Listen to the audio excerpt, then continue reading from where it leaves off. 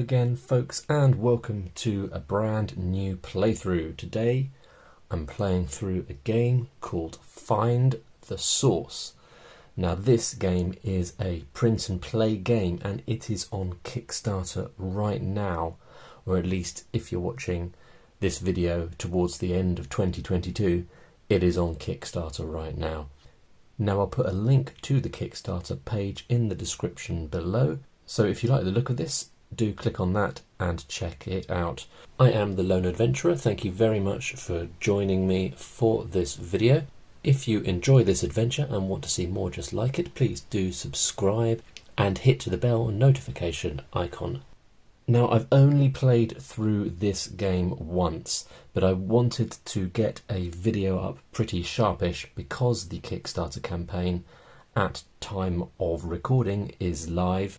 And I wanted to share with you a game that I think is going to be very enjoyable and well worth the few number of dollars that they are asking in the Kickstarter campaign. I've already backed the game myself, and I'm glad that I did because it comes with multiple different versions of this map sheet. I've only been sent one to do this playthrough with. What I've got here is the black and white version of the game sheet. The colour version is very lovely looking. However, I didn't really want to use that in the video because I want to use a pen. This is pretty boring. I want to use a pen and I didn't want to use a pen on my nice colour sheet. As you can see, I've got this in a plastic folder that allows you to use whiteboard markers so that you can play lots of times by drawing on the plastic and then rubbing it out. However, as you can see, got a bit of reflection and that means it's not really good for the video. So I'm going to be playing with this black and white sheet. Hopefully that's okay. I quite like how the black and white sheet looks, if I'm honest. Just be aware that there's a pretty sheet, and there's also some beautifully laid out, very clear rules to the game. The game comes with multiplayer rules that I have not looked at yet. I've just been playing with the solo rules, and it's recommended in the rules that you get used to the game solo before you attempt to play it multiplayer. So this is a roll and write game, so we're going to be rolling some dice and we're going to be marking all the various areas and boxes of this sheet as we attempt to beat the game. And the aim of the game is the game's title. The aim is to find the source. And the source is some kind of computer network or artificial intelligence or some kind of malevolent technological force that holds sway over society, and it is our aim to take it down. So here we've got a grid of 3 by 4, so 12 different locations where the source could be hidden. So the aim is to find the source wherever it is, get to it, and to kill any agent teams that are there protecting the source. How do you do that?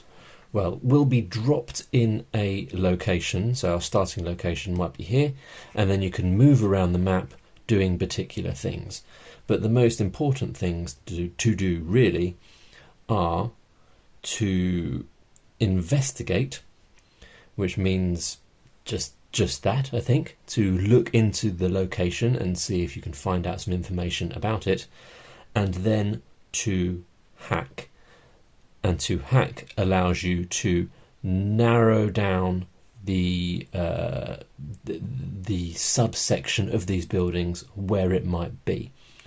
So for example, we could investigate the upload bar and King Casino, and then we could hack at the servers. You have to have investigated 2 locations in a row in order to hack at the 3rd location. And when you do that, it's as simple as rolling a dice, and each row gives you a piece of information about where the source will be. So, for example, this row, I'll zoom in here, you can see we've got a couple of symbols, Greek symbols. What are they? I'm not entirely sure. I think that one might be omega. I'm not really sure. But this symbol here refers to the top 6 locations. So you can see that, that's this 6 locations. And this symbol here refers to the bottom 3 locations. So, sorry, the bottom 6 locations. So if you rolled a dice and you rolled a 2, you'd be narrowing down the locations where the source might be to these 6 here. And the other rows similarly allow you to narrow it down either to one row or the other, or into one of the columns, until eventually you have one location where the source is. Right, so the first thing to do is to name the character and write the name. So we're going to call this character Dave, because I'm not very imaginative with names. And then we need to determine the starting location. Now there's a little table in the rules. If I remember, I'll throw that up on the screen, and it tells you how to determine the location. But basically you need to roll 3 dice. There we go. So we've got 4, 4, 6. So the first one being a 4 gives us this symbol, which means that our starting location will be in the bottom 6. The second symbol being a 4 means that it will be in the nighttime row. You can see here we've got a daytime row and a nighttime row, and similarly up at the top we've got a daytime row and a nighttime row. So that 4 gives us the nighttime row, which means we have now narrowed our starting location down to these bottom 3. And the 6 gives us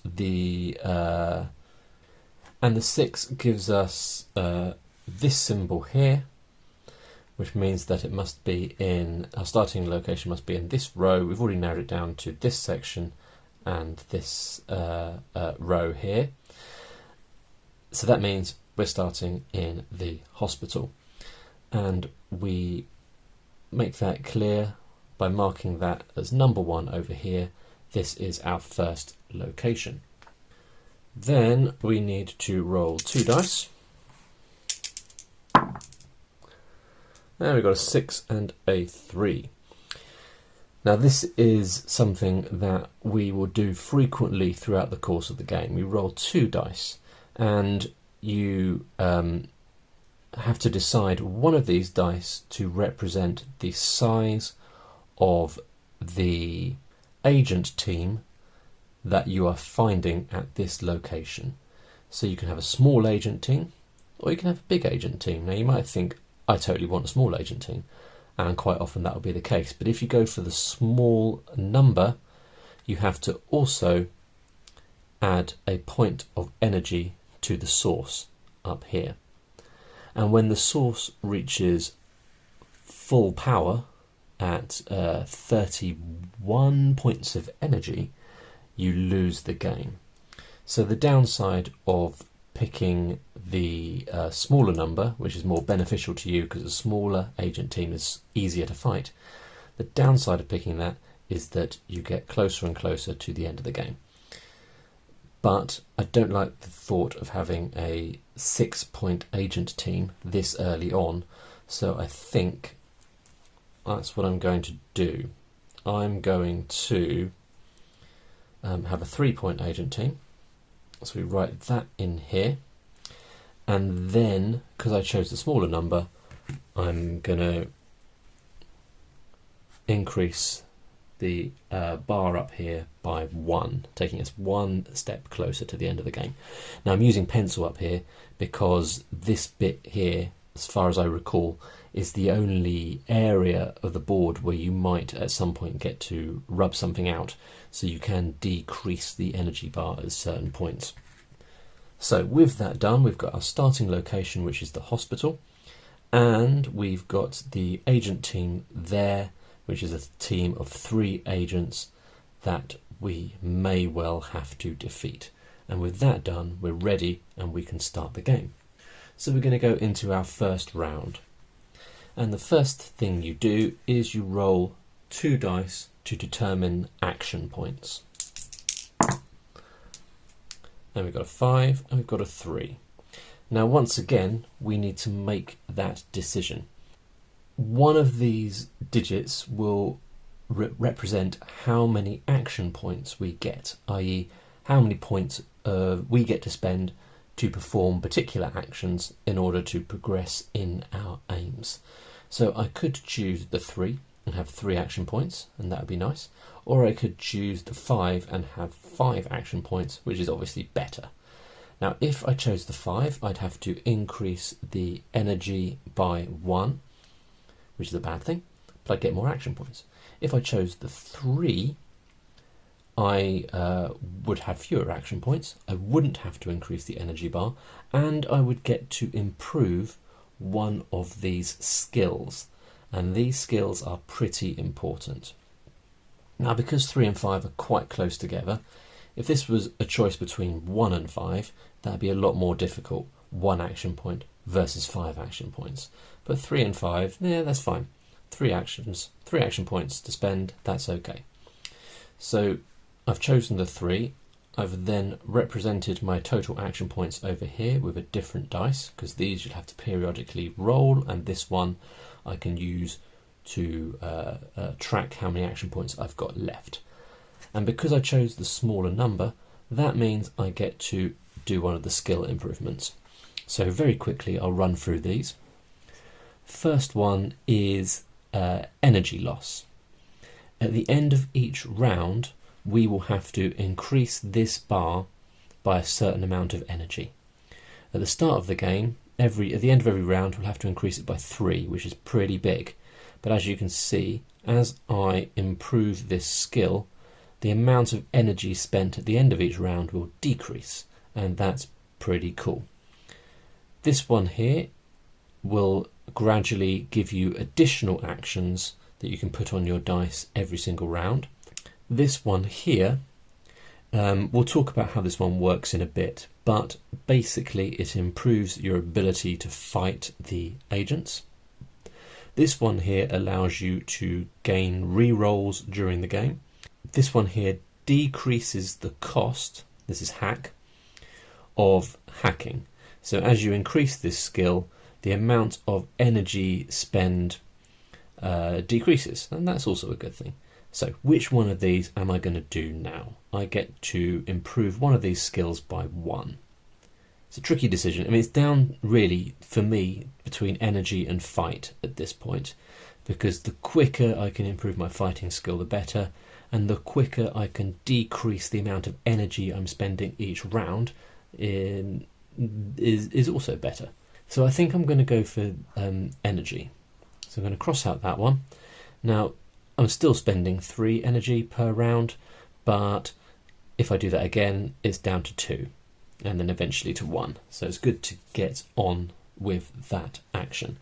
With that done, I then need to perform my actions. And I've got 3 action points that I can spend. So I'll very quickly just run through what the actions are, but I'll explain them fully when I choose to do them. You can fight the agents in your location. You can increase the amount of ammo that you have available to you, so you can load your weapon with additional ammo. You can investigate a location. Remember, you have to investigate 2 locations in a row in order to hack and narrow down where the source is. The next one is transfer. That's only for multiplayer games. Then you can move to a new location. You can activate a location, because each location has a special ability, or you can hack, which is the action that allows you to find out where the source is, as we said. I'm in the hospital. Alright, so I think the first thing I'm going to do is use the location ability. In the hospital, you can gain some health, and since I'm there, I think that's what I'm going to do. So up here we've got a cost for the location ability to activate. Here is 1 action and no energy. and this varies depending upon where you are. So up here you can see if you want to perform the action in the black market, it costs no actions, but 2 energy goes on the bar over there.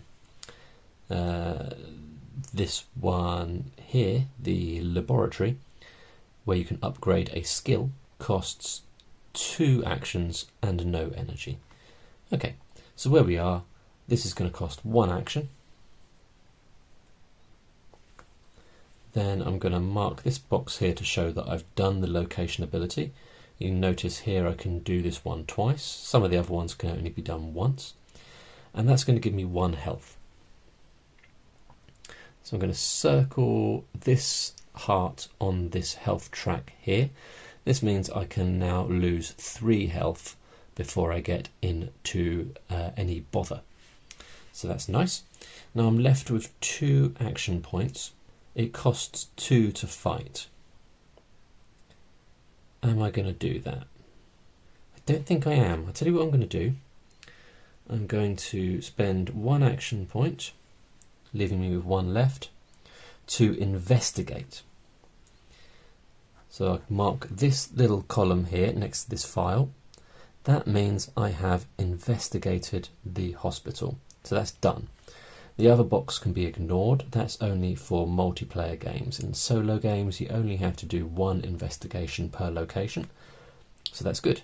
That means if I also investigate the library, then I can go to the barracks and I can hack and find out some information about where the source is. Lovely, lovely, lovely. And I'm left with 1 action point. And I'm going to use that final action point to get 2 ammo. So each ammo can only be used once. Obviously it's used in fighting, so we'll talk a little bit about that in a minute.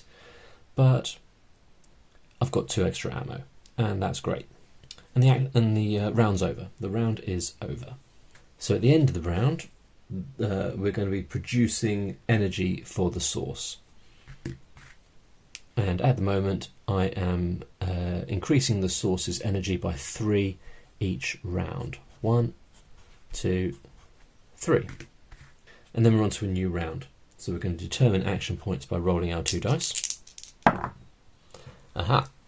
Now whenever the dice you roll are the same, you have to re-roll them until you get different results. And there we go. That's pretty good. We've got a 6 and a 5. In fact, that's probably the best possible roll you can have, because that means I can have 5 action points in this round, and because I picked the lower of the 2 numbers, I can increase one of my skills. And I'm gonna double down. Am I going to double down on the energy? Part of me wishes I'd increased the fight skill in the last round. I'm going to double down on the energy. Okay. So now that I've crossed out those first 2, it means at the end of this round I'm only going to be using 2 energy instead of 3, which is slowing down that rate of energy increase that will eventually bring on the end of the game. So I've got 5 actions. That's pretty cool. Now I need to beat this agent team. I need to fight them. So that's what we're going to do. And it costs 2 energy to fight an agent team, taking me down to 3 actions. And this is how it works. At the moment, my fight level is 1. That means that each bullet I fire will only take out 1 agent. There are 3 agents in this location, which means I need to fire 3 bullets to kill the 3 agents. Now if it was up here and my level was 2, it would mean that each ammo symbol represents the ability to kill 2 agents, which means that I could theoretically with one bullet kill 2 agents, with 2 bullets kill 4 agents. So killing these 3 agents would only cost me 2 bullets. As it stands, it's going to be 1 bullet per agent. So I can use 3 bullets and take out that agent team. And that is important because if you don't kill the agents, when you attempt to leave the location, they will damage you. and your available health will decrease. If you have no health available because you've been shot by a bunch of agents, it means you cannot leave that location. So you're stuck there. Alright, so I've still got 3 actions. This is pretty awesome. I like having 5 action points to spend. So what am I going to do? Well, I could get another health. And I'm tempted to say, do you know what? I think I might.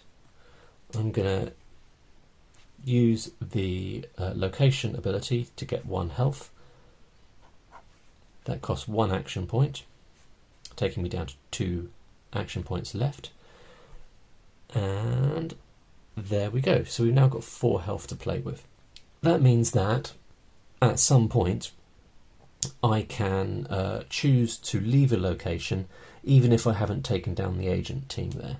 And that's quite a beneficial option to have. So 2 more actions. I guess I need to move. So the question is, am I going to come over here? You can move as far as you want, but with 2 action points, I could move 2 spaces. So if I could use 1 action point to move to the library or to Cyber Plaza, or I could use 2 action points to get over to the barracks, to the Crypto Club, or all the way up here to Upload Bar. I think I'm just going to go 1 space. I think generally speaking, you might as well just methodically make your way around the locations, unless there's a specific one you want to go for because of the ability there, or you're racing to get to the source because you know where the source is. But I'm just going to move over here to the library. First thing to do is to check where I am. I'm here in the hospital. Check that there's no agent teams there to attack me as I leave. There aren't. Then I can move over here. I can mark this as my 2nd location where I'm going to. Then I have to roll to get an agent team. What size agent team are we going to have here? Either a 2 agent team or a 4 agent team. If I go for the smaller agent team, that means I have to take a point of energy damage or energy loss. Or 4. I think I might.